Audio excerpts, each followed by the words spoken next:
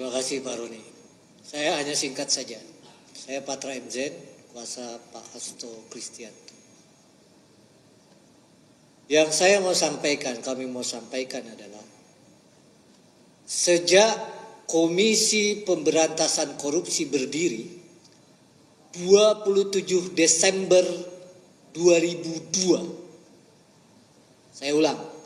Sejak 27 Desember 2002 baru kali ini KPK menerbitkan bukan 2, bukan 3, tapi 4 sprindik dalam satu perkara.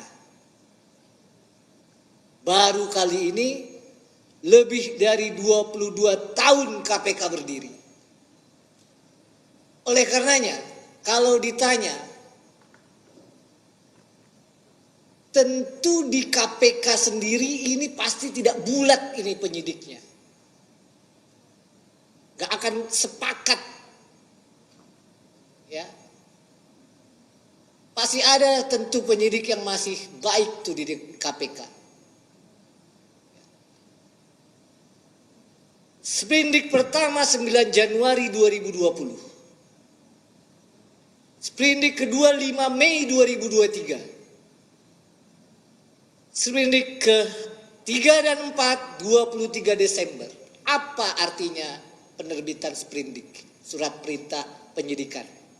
Apa konsekuensinya? Konsekuensinya ketika diterbitkan sprindik, anggaran Pak, biaya Bu. Maka kalau kita tarik sejak penetapan tersangka Harun Masiku Januari 2020, boleh masyarakat pertanyakan berapa sudah anggaran yang dimakan, ditelan, digunakan oleh KPK. Belum lagi termasuk katanya operasi pencarian Harun Masiku, baik di dalam negeri maupun di luar negeri. Kalau saya, Pak Hasto, bukan Sekjen Partai Demokrasi Indonesia Perjuangan, saya kira masyarakat sepakat tidak akan sampai begini. Maka dugaan kriminalisasi, dugaan yang namanya pemaksaan, dugaan order valid. Tidak boleh juga kita melarang masyarakat menduga seperti itu. Yang pertama, 4 sprindik. Yang ketiga, biaya. Yang keempat, putusan pengadilan sudah menyatakan ada 4 orang bertemu di Grand Hyatt menyatakan bahwa uang itu uang Harun Masiku. Di halaman 160 dan 167. Kalau saya penyidik, stop. Kenapa? Karena dalam 2 persidangan dipanggil saksi-saksi di bawah sumpah. Sudah ditanya, uang ini punya siapa? Harun Masiku. Apalagi yang mau dicari?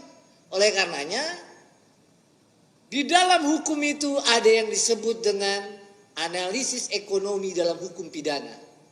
Sudah diterapkan di negara maju. Sudah diterapkan di Amerika, di negara-negara maju. Pemberantasan korupsi harus seimbang dan sejajar dengan peningkatan kesejahteraan masyarakat, dengan kepentingan sosial. Mengapa? KPK ini bukan duit kantongnya Pak, bukan duit pribadi ini yang digunakan. Maka tentu kita berharap keberadaan KPK perlu dievaluasi.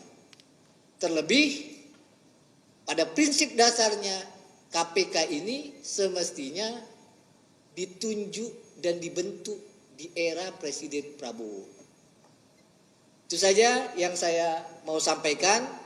Ya, saya berharap masih ada penyidik-penyidik KPK yang baik.